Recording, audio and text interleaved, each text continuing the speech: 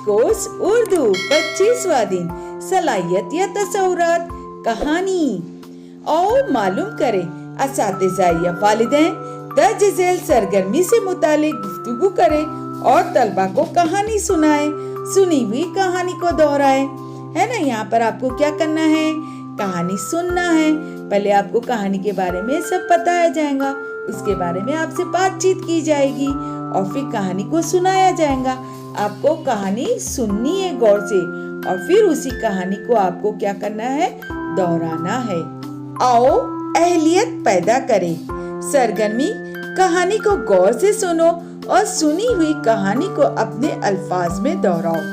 है ना, यहाँ पे आपको कहानी जो सुनाई जा रही है उसे आपको गौर से सुनना है और जो आप कहानी सुनोगे उसी कहानी को आपको अपने अल्फाज में दोहराना है। चलिए हम कहानी पढ़ेंगे। फाख्ता और चूटी।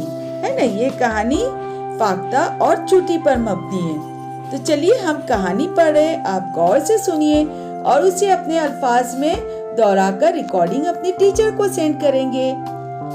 नदी के किनारे एक पेड़ था। पेड़ के नीचे चूटी का घर था। पेड़ पर फाख्ता रहती थी। एक रोज चूटी नदी में गिर गई। फाख्ता ने उसे पानी में बहते हुए देखा। फाख्ता ने पेड़ से पत्ता तोड़ा और पानी में डाल दिया। चूटी पत्ते पर चढ़ गई। पत्ता बहता हुआ किनारे तक पहुंच गया। चूटी की जान बच गई। कुछ दिन बाद एक शिकारी वहां आया।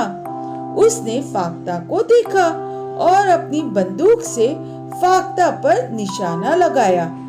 जब चूटी ने उस शिकारी को देखा तो शिकारी के काट लिया, जिससे शिकारी का निशाना चूक गया और फाख्ता की जान बच गई। इससे ये बात मालूम हुई कि जो मुसीबत में काम आए वही सच्चा दोस्त होता है। आओ मश्क करें। सुनी हुई कहानी को अपने अल्फाज में दोहराए। है ना, आपने ये कहानी जो सुनी फाख्ता और चूटी की, इसे आपको अपने अल्फाज में रिकॉर्ड करके अपने टीचर को सेंड करना है।